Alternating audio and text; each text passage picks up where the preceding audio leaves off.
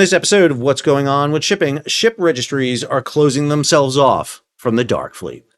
I'm your host, Sal Mercogliano. Welcome to today's episode. So, a subject we talk about here a lot is the dark fleet. This is the ghost fleet, the shadow fleet, or the parallel fleet. This is the fleet of vessels that are carrying Russian, Iranian, Venezuelan oil that is under sanctions by a variety of different entities out among the world. Well, we just had a news story come out from G-Captain about Panama closing themselves off. We're going to take a look at that, discuss it in some more detail, and let you know what this means to you. If you're new to the channel, hey, take a moment, subscribe to the channel, and hit the bell so be alerted about new videos as they come out. So here's the story over at G-Captain Mike Schuller. Panama closes registry to older oil tankers and bulkers amid the shadow fleet concerns. Panama Ship Registry will no longer accept the registration of oil tankers or bulk carriers that are more than 15 years old. These are vessels from the so-called ghost or shadow fleet. So what do we mean by the ghost or shadow fleet? Well, basically what we're discussing here is ships that are carrying oil that are under sanctions from the G7, the EU, a variety of different entities. And more importantly, in the case of Russia, since February of 2022, when Russia invaded Ukraine, there has been a prohibition on the hauling of Russian oil and diesel over a set price, what's known as the price cap. $60 for oil, $100 for diesel, although that recently changed. Now we're on this kind of a flexible system that's 15% below the standard cost of oil out there. I don't even know how they're going to enforce that. But the mechanism that the G7, the EU, and all these other countries were using was insurance. They basically got the 12 big P&I, protection and indemnity clubs out there in the world to sit there and say, hey, don't insure ships carrying Russian oil or diesel if they're over the price cap. And that should work, except for one thing. The Russians have seen how sanctioned invasion has been going on in the past. Venezuela, Iran have been doing this. And what they did is they got other ships to carry it. Initially, they would find companies, insurance companies out there that would insure them beyond the 12 P&I clubs. Well, when they couldn't get ships to be registered under the big registries out there, they went and found some new registries, or in some cases, just created new registries. And the ships are not pulling into ports to be inspected under what's called port state control. This is the requirement set up by the International Maritime Organization that nations can inspect vessels of other nations to ensure they're meeting minimum standards of sailing. And what you basically have now are ships sailing out in the world's oceans. They're rendezvousing with ships at anchorages off Spain, Greece, and Malaysia, doing ship-to-ship transfers. And these ships have no registry. There's no country that's registering them. Or if they do have a registry, it's a fake or very minimally managed registry. There may be insurance or no insurance whatsoever. There's no classification society overseeing them because that's what the insurance usually requires. And you have the danger of ships sailing on the world's oceans that can be massive environmental time bombs waiting to happen. So let's take a look at this and discuss it in a little more detail here. This is a little more of the story from Mike Schuller. According to the Panama Maritime Authority, this is the registry for Panama, these shadow fleets primarily consist of aged oil tankers with OPEC ownership structures that are often underinsured and employ unsafe practices to circumvent international sanctions. The decision follows an analysis of inspection data showing that 71% of fleet arrests between 2023 and the first half of 2025 involved bulk carriers, general cargo vessels, and oil tankers over 15 years old. Panama has the trifecta of all maritime things. They are probably one of the major players out there in the world. What do I mean? Well, you have Arsenio Dominguez here on the right. He is the Secretary General of the International Maritime Organization. Panama is the second largest register of ships in the world, 8,810 flagships, 241.1 million gross registered tons, according to the Panamanian Registry. And the Panama Canal, which has defied drought issues last year, recorded its best year ever with $3.45 million in revenue. That's a 9.5% increase over last year. So again, the trifecta, one of the largest ship registries, Secretary General of the IMO, and the Panama Canal, which is hitting record numbers there. All of that is leading to Panama sitting there saying, hey, we're not going to register vessels over 15 years of age. Now, I actually think there's something else going on behind the scenes. I'm going to share that with you at the end. But this is a major thing. Now, I do have an issue with the story. Other states have been doing this, in particularly the largest registry in the world, Liberia. This story from the Liberian registry, their CEO, Alfonso Castillero, announces the launch of RISC, a new tool to strengthen maritime compliance. Now, this is back in August of last year. This was done in Washington, D.C. in a press conference that was supported by the U.S. Department of State, along with other registries and embassies from around the world. RISC is the Registry Information Sharing Compact database.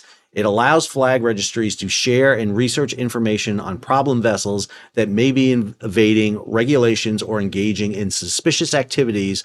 By sharing this data, flag registries can be informed, eliminate risk, and prevent flag hopping when under investigation. According to Mr. Castillero, quote, the Registry Information Sharing Compact database marks a significant advancement in our collective efforts to maintain the integrity and security of global shipping. With this platform, we are strengthening our defenses and working together to uphold the highest standards of compliance and safety. Now, the reason I can say that the Liberian Registry is doing this is I just came back from the Liberian Registry. I flew Wednesday to the Liberian Registry to give a talk, a part of their LISCR Academy, where they bring in subject matter experts to talk about things regarding shipping. I gave a talk to them and their offices worldwide. I should note that the Liberian Registry is not in Monrovia, Liberia. It's actually outside of Dulles Airport in Washington, D.C. It's been there since 1948 in the United States. The Liberian Registry is the largest registry in the world. They have 17% of the ships registered around the world. Panama comes in second at 14, Marshall Islands at 11. And it's important to note that these are open registries. These are not flags of convenience. I use the terms very carefully because lots of times people want to call registries flags of conveniences. And to be clear, back in the 60s and 70s, when there was a lot of problem with registries out there, it was bad. There were bad periods of time. Liberia was one of the ones that had a lot of issues at the time. But through a series of accidents, we've seen reforms and changes since then because of things like MARPOL, the Marine Pollution Act, which comes out of the Torrey Canyon disaster, and a variety of other issues. We've seen the registries really clean up. I should note that not only did I go up to the Liberian Registry and have given our talk, but I then sat down with the the senior vice presidents and vice presidents of all their departments, and they gave me a 3-hour briefing on what they do. And I'm going to do a separate video on it. One of the topics that we talked about almost from the very beginning was how the Liberian Registry was purging itself of ships, particularly these shadow fleet, dark fleet vessels, on a common basis. And I think that is important to note. It's not just Panama, it's Liberia, it's a lot of nations that are doing it. It's one of the reasons why you'll see we're seeing this flocking to these new registries that are out there. Now, there's other entities out there that are tracking this, and I think it's important to note them. My good buddy Samir Madani over at Tanker Trackers is just published this list. It is their officially blacklisted tankers, lists 1,202 tankers that are under sanctions either by OFAC, by UANI, by the UN, by the EU, you name it. They have all of them listed here. It is an extensive database that you can track of ships that are under sanctions. You can download it. It's being updated on a regular basis. Then you have the Lloyd's List Seasearcher. This is a great tool. Here you see 1,638 vessels that are under some sort of sanction, from yachts to super tankers out there listed. You can track them around the world. You can see what these sanctions are. But one of my best follows, again, I am not a very bright person. I really am not.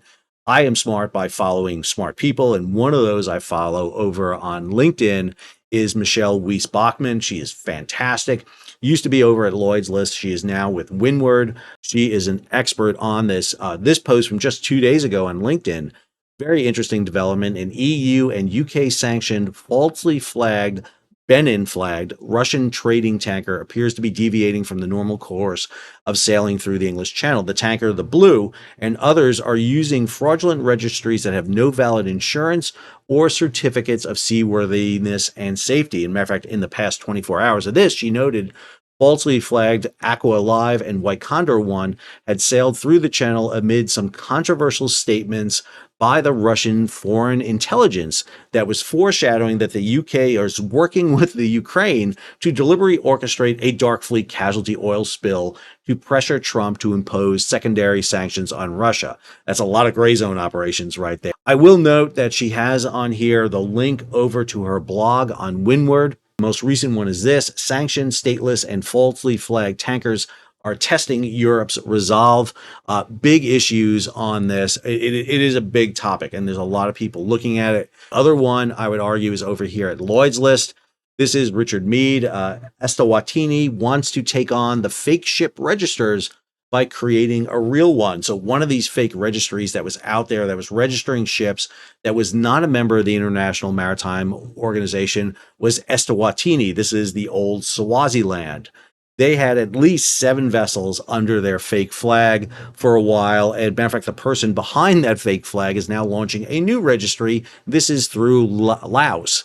And he's basing it out of St. Martin, where he's registering these ships. These are registries that don't exist. It's a fake registry. Yeah, they're flying a flag, but there's no means of protecting and doing due diligence on the vessel. This is just to have a flag flying off the stern. And matter of fact, Richard had an earlier set of stories. This is back in mid-July, where he was talking about Mali, Mauritania, and Eritrea becoming the latest locations for this online maritime fraud. These issues are getting a lot of attention around the world. Unfortunately, we're not seeing it in the IMO where it needs to be. I want to come back to the end here and talk about why Panama is doing this now. So I'll take you back to the original story. This is the one that we started this off with. Panama Ship Registry will no longer accept the registration of oil tankers and bulk carriers that are more than 15 years old. Now, they're not purging ships that are older than 15 years off their books. And one of the things that we know is happening with the world fleet is it's getting older. It has grown from 19 years of age in general up to 21 years of age. So why is Panama purging 15-year-old ships from their registry? Well, we have a lot of issues that are at play here that are requiring ships to be much newer. We have obviously requirements on pollution and carbon neutrality. This is coming out from the International Maritime Organization. Again, Secretary General is Panamanian. And we just had a huge conference that's talking about escalating the push to go to zero carbon by 2050. And if you start purging 15-year-old ships out of the fleet right now, well, if you build a ship in 2025, that ship is going to be out by 2040. That means you've got to build a replacement vessel before the new regulations, the zero carbon emission, goes in effect in 2050. We know that the U.S. has targeted Chinese shipbuilding as a problem through their U.S. trade representative reports and through the proposed port fees. Matter of fact, a recent study out by Clarkson shows that just this first half of 2025, there was a massive reduction in the order book coming out of China from over 70% to just over 50%, with Korea being the huge beneficiary of this, a big spike in Korean shipbuilding. And I got to think that there's an issue here about trying to get more shipbuilding into China. I think China is one of the big players that operates behind the scenes here. China has a huge influence in Panama right now. There's discussions going on about the sale of ports in China. Chinese company CK Hutchinson owns a terminal on each end of the Panama Canal. There was a proposal to sell that to BlackRock and TIL and Mediterranean Shipping, but China is kind of holding off on that. And so when Panama announces that we're purging older ships from the registry, if those ships don't have any place to go, if other registries are going to start shutting them out, if there's a cleanup of these flags of convenience, Eswatini, Mali, Eritrea, and the like out there, then you've got to start building new ships. And that is to the benefit of China, I would argue. China is going to benefit massively from that. Obviously being hurt by these calls to shift ship production out of China to other places.